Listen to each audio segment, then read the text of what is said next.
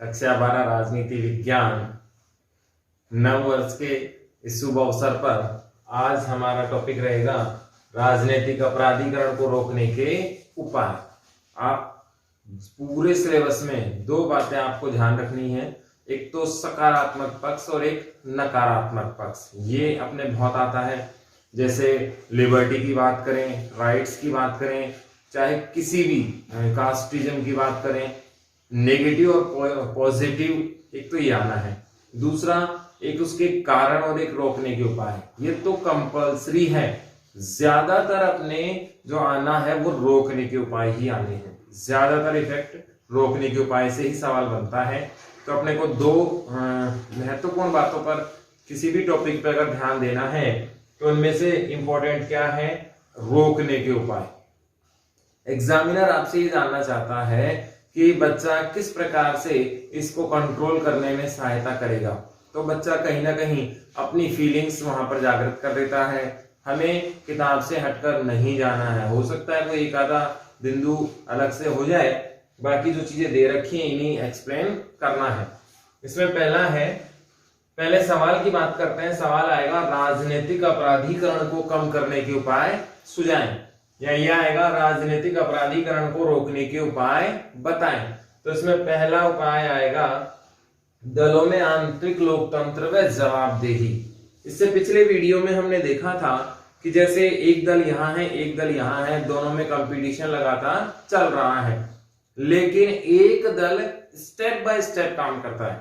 प्रधान चुने गए, उससे पहले सरपंच चुने गए, प्रधान चुने गए, जिला प्रमुख चुना गया, एमएलए चुने गए, सांसद चुने गए और प्रधानमंत्री, और वो स्टेप बाय स्टेप आ रहा है। उसमें लोकतांत्रिक प्रक्रिया है, सबकी राय ली जा रही है, सबसे पूछा जा रहा है, सबकी आम सहमति उसमें है। दूसरी पार्टी जन्म से ही राजा आ रहा है, जैसे गांधी परिवार में जो भी जन्म लेगा वो प्रधानमंत्री ही बनेगा। तो कहीं ना कहीं लोकतंत्र और अलोकतंत्र की परिभाषा ये कहीं ना कहीं समस्या खड़ी कर देती है। दलों में आंतरिक लोकतंत्र होना बेहद जरूरी है। जैसे नेहरू जी की बेटी इंदिरा गांधी जी के दो, राजीव गांधी जी और संजय गांधी जी, राजीव गांधी जी के राहुल गांधी जी और प्रियंका गांधी जी, और ये कंटिन्यू फैमिली ही चलती आ रही है। तो कहीं ना कहीं जो योग्य लोग हैं, बाकी पार्टी के कैडर से जुड़े हुए लोग हैं, उनको भी ऑप्शन मिलना चाहिए, मौका मिलना चाहिए। इसमें कहीं कोई प्रॉब्लम नहीं है। यदि परिवार के व्यक्ति भी लगातार लोकप्रियता से आ रहे हैं, चुनकर आ रहे हैं, तो उसमें कहीं कोई दिक्कत नहीं होनी चाहिए, लेकिन बाकी लोगों को भी उसमें पार्टिसिपेट मिलना चाहिए। तो दलों के अंदर आंतरिक लोकतंत्र का होना बेहद जरूरी है। रेस्पॉन्सिबिलिटी होना भी जरूरी है। अगर आंतरिक लोकतंत्र नहीं होता तो पीएम मोदी जी 7 जन्म में भी प्रधानमंत्री नहीं बन सकते थे, क्योंकि जिस बैकग्राउंड से प्रधानमंत्री जी आते हैं उस बैकग्राउंड में प्रधानमंत्री का सपना देखना असंभव सा लगता है। एक सामान्य फैमिली से आते हैं, जिनके परिवार को हमने बहुत बार टीवी पे देखा है, मीडिया में, प्रिंटिंग मीडिया में हमने पढ़ा है। उस बैकग्राउंड से प्रधानमंत्री तक का सफर आसान नहीं हो सकता। लेकिन दलों के आंतरिक जो लोकतंत्र व्यवस्था है वो ज्यादा अच्छी है कई जगह, लेकिन वो ज्यादा अच्छी होनी चाहिए। जैसे ऐसा नहीं है कि बीजेपी में हर जगह ही लोकतांत्रिक व्यवस्था है। ज्यादातर राजनेता अपने करीबियों को भाई भतीजावाद, आप ये भी याद रखना, एक सिद्धांत चलता है भाई भतीजावाद। इसी का दूसरा नाम है परिवारवाद। ये दोनों ही भारतीय लोकतंत्र के लिए धीमक हैं। भारतीय लोकतंत्र को धीमक की तरह खा रहे हैं, यानी कि किसी को भी आगे बढ़ने ही नहीं देते। जब भी कोई आगे बढ़ने का मौका आता है, अपने परिजनों को ये वहां पर खड़ा कर देते हैं, इजीली इनको टिकट देते हैं। ब्रांडिंग इनके पहले से है, पैसा इनका पहले से है, राजनीतिक अनुभव इनके पास ऑलरेडी है, और ये अपने ही परिवार को केवल आगे बढ़ाना देना चाहते हैं, बाकी किसी की कोई सहायता नहीं होने देना चाहते। एक व्यक्ति जो लगातार कार्यरत था, लगातार कोशिश कर रहा था, उसे साइड में कर दिया जाता है और एक बाईपास करके एक युवा वर्ग के व्यक्ति को आगे ला दिया जाता है। तो कहीं ना कहीं परिवार भाई भतीजावाद यही है। राजनीतिक अपराधीकरण को रोकने के लिए सबसे इंपॉर्टेंट जो चीज है वो दलों में आंतरिक लोकतंत्र होना ही चाहिए। जितने भी पद आ रहे हैं उनमें चुनाव होने चाहिए, राय ली जानी चाहिए। जैसे मैं आपको उदाहरण देता हूं, इंदिरा गांधी जी के समय 1966 का, उस समय कांग्रेस पार्टी में बड़े बड़े दिग्गज नेता थे, बड़े अनुभवी नेता थे, लेकिन उन सब को साइड करके इंदिरा गांधी जी को प्रधानमंत्री बना दिया गया। जो अनुभव नहीं था, उनको प्रधानमंत्री से जुड़ी भी कोई चीजें वो इतनी अच्छे से नहीं जानती थी, और कहीं ना कहीं एक परिवारवाद के जैसा डिसीजन वो देखा गया। बाद में राजीव गांधी जी के साथ भी ऐसा ही हुआ। अनुभवी, कांग्रेस में अनुभव की कमी नहीं थी, बड़े दिग्गज नेता थे, बहुत अच्छे से देश को चला सकते थे, लेकिन राजीव गांधी जी को बाद में लाया गया। तो कहीं ना कहीं ये क्या है, एक तरीके से परिवारवाद ही है। उसके बाद देखें, जवाबदेही भी होनी चाहिए। जवाबदेही का मतलब है रेस्पॉन्सिबिलिटी होनी चाहिए। प्रत्येक दल के लिए नियम कानून निश्चित हैं हमारे संविधान में। इसमें दल बदल का कानून है, पार्टी का चिन्ह है, पार्टी के कार्डर है, पार्टी के अलग से नियमावली है, सारा सिस्टम पहले से तय है। यदि कोई दल उस सिस्टम को फॉलो नहीं करता है और बाईपास करके ऐसा कोई काम करता है तो उसके खिलाफ कार्रवाई होनी चाहिए, क्योंकि प्रत्येक दल की जिम्मेवारी निश्चित होनी चाहिए। दूसरी चीज, इसमें बहुत बार हमने देखा है कि गलत तरीके से दल अपने आप को पेश करते हैं, गलत एजेंडे वो चलाते हैं, जैसे गलत वादे। सबसे बड़ी हमारे देश में अगर देखने को मिलता है तो घोषणा पत्र को लेकर विवाद होता है। घोषणा पत्र चुनाव से पहले, जिसे मैनिफेस्टो कहा जाता है, वो डिक्लेयर कर दिया जाता। इसमें भाई भतीजावाद के बाद कठोर कानून व्यवस्था, हमारे यहाँ जैसे दल बदल के लिए कठोर कानून व्यवस्था लागू की गई है, उसी तरीके से राजनीतिक अपराधीकरण या अपराधी बैकग्राउंड के जो लोग हैं उनके लिए कठोर व्यवस्था होनी चाहिए, कड़ा कानून होना चाहिए। इसका फायदा क्या होगा कि जब कड़े कानून होंगे तो अपराधी प्रवृत्ति के जो लोग हैं, अपराधी पृष्ठभूमि के जो लोग हैं, वे राजनीति में शामिल नहीं हो पाएंगे। यदि कोई राजनेता अपराध करता भी है तो उसमें भय का माहौल होगा कि यदि मैंने ऐसा किया तो मेरा राजनीतिक कैरियर क्या हो जाएगा, खत्म हो जाएगा। तो कठोर कानून होना बेहद जरूरी है। इससे राजनीतिक अपराधीकरण में सीधे रोकथाम में मदद मिलेगी। फास्ट ट्रैक न्यायालय, भारत एक बड़ा देश है, जनसंख्या में हमारा सेकंड नंबर है, और अगर हम इतने बड़े देश के लिए न्याय व्यवस्था की बात करें तो सबसे पुअर की कंडीशंस में हमारे देश की न्याय व्यवस्था आती है। कारण क्या है, हमारे यहाँ न्यायालय क्या है, कम, और जनसंख्या क्या है, ज्यादा। इसीलिए न्याय व्यवस्था में रिजल्ट्स आते आते या न्याय व्यवस्था के परिणाम निकलते निकलते बहुत समय हमारे यहाँ निकल जाता है। इसका फायदा कौन उठाते हैं, नेता दल उठाते हैं। दूसरा कारण क्या है, भ्रष्टाचार के माध्यम से, भय के माध्यम से, दबाव के माध्यम से नेता अपने विरुद्ध कोई कार्रवाई होने ही नहीं देते। जैसे बहुत बार हमने देखा कि बिहार के मामले आते हैं, उड़ीसा के मामले आते हैं, उत्तर प्रदेश, मध्य प्रदेश, राजस्थान के भी कई ऐसे मामले थे जिसमें राजनेताओं के नाम सामने आए और फिर राजनेताओं ने मामले को दबाने की कोशिश की, लेकिन बाद में जब मीडिया इसमें इन्वॉल्वमेंट हुआ तब जाकर वो मामला उजागर हुआ। कहीं ना कहीं अगर देखा जाए तो फास्ट ट्रैक न्यायालय अगर होंगे तो सबूत मिटाने में मदद नहीं मिलेगी, आम जनता को न्याय मिलेगा, अपराधी प्रवृत्ति के लोगों में भय होगा, और दल भी कोई भी कार्रवाई करने से पहले डरेंगे कि न्यायालय तुरंत कार्रवाई कर देगा। बहुत सारे केसेस तो ऐसे हैं जो मरने के बाद तक चलते रहते हैं, फिर ऐसे में सजा की उम्मीद की ही नहीं जा सकती। जैसे बाबरी मस्जिद का मामला भी अगर हम देखें तो 92 से लेकर अभी जाकर जैसे जस्ट इसी साल में 2020 में वो मामला आया है, तो लगभग 18 सालों के बाद वो केस निपटा है। बहुत सारे ऐसे मामले हैं, जैसे नेशनल हेराल्ड केस चल रहा है, बहुत लंबा केस चलेगा, 2G स्पेक्ट्रम घोटाले हैं, बड़े बड़े स्कैम हैं, ये सब राजनीतिक अपराधीकरण को बढ़ावा देने में मददगार हैं। न्यायालय को चाहिए कि तुरंत इसमें फैसले दे और अगर कोई दोषी है तो उसे तुरंत सजा मिलनी चाहिए। इसका फायदा हमारी राजनीतिक व्यवस्था को होगा, देश की व्यवस्था को होगा। सबसे बड़ी प्रॉब्लम हमारे सामने ये आ रही है कि जो पद पर आसीन व्यक्ति होते हैं उनके खिलाफ हम आसानी से एक्शन नहीं ले पाते।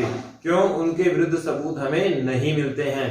तो फास्ट ट्रैक जो न्यायालय होंगे उनमें सबूत और न्याय अगर जल्दी जल्दी होंगे तो उन्हें पद पर रहते ही सजा दी जा सकती है और फिर भय व्याप्त सब में हो जाएगा। बहुत आसानी से सिस्टम में बदलाव हो सकता है। अपराधियों को चुनाव लड़ने पर रोक, हमने बहुत सारी मूवीज में देखा है, हमने प्रैक्टिकली भी देखा है कि कोई व्यक्ति अपराधी घोषित होने पर केवल उस पर आरोप लगाने से कोई अपराधी नहीं होता है। जब तक उसको कानून के द्वारा सजा नहीं मिल जाती, कानून के द्वारा ये निश्चित नहीं होता कि ये फला फला व्यक्ति क्या है, अपराधी है, तब तक उसे कोई चुनाव लड़ने से रोक नहीं सकता। एक ही कंडीशन में रुक सकता है, निर्वाचन आयोग या न्यायालय उस पर रोक लगा दे तो। निर्वाचन आयोग जब तक दोषी नहीं होता तब तक रोक नहीं लगाएगा, न्यायालय भी जब तक दोषी नहीं होगा तब तक रोक नहीं लगाएगा। ऐसी कंडीशन में अपराधी इसका क्या उठाते हैं, फायदा उठाते हैं और वो शॉर्टकट रास्ते से चुनाव जेल के अंदर से ही लड़ते हैं। नॉमिनेशन फॉर्म फाइल करते हैं और चुनाव जीतने के बाद वो उस मामले को रफा दफा करने की कोशिश करते हैं। तो राजनीतिक अपराधीकरण को बढ़ने से यदि रोकना है तो अपराधी किस्म के जो लोग हैं, जिनके नेचर अपराधी जैसे हैं, कर्तव्य अपराधी जैसे हैं, उनको साइड में हटाना बहुत जरूरी होगा। उनके चुनाव लड़ने पर पाबंदी लगाना बहुत जरूरी होगा। निर्वाचन आयोग का निष्पक्ष और पारदर्शी होना भी बेहद जरूरी है। समय समय पर हमने देखा है निर्वाचन आयोग पर लगातार निष्पक्षता या पक्षपात का आरोप लगता रहता है। हमने राज्यसभा सीट को लेकर राज्यसभा चुनाव को लेकर ऐसे घटनाक्रम देखे हैं। कई बार ऐसा हुआ कि राज्यसभा चुनाव में जो समर्थक लोग थे उन्होंने क्रॉस वोटिंग की। क्रॉस वोटिंग क्या होता है कि जैसे मान लीजिए यहाँ पर कांग्रेस वाले हैं, यहाँ पर बीजेपी वाले हैं, बीजेपी को बीजेपी का उम्मीदवार चुनना है, कांग्रेस को कांग्रेस का उम्मीदवार चुनना है। लेकिन ऐसी कई बार कंडीशंस हो जाती हैं कि कांग्रेस वाले बीजेपी की तरफ चले जाते हैं और बीजेपी वाले कांग्रेस की साइड आ जाते हैं। इसे क्या कहा जाता है? क्रॉस वोटिंग कहा जाता है। ये क्रॉस वोटिंग कानून के एक प्रकार से क्या है, विरुद्ध ही है, क्योंकि पार्टी का एक कैडर बना हुआ है। वैसे अगर देखा जाए तो चुनाव में भाग लेना व्यक्ति का स्वतंत्र अधिकार है।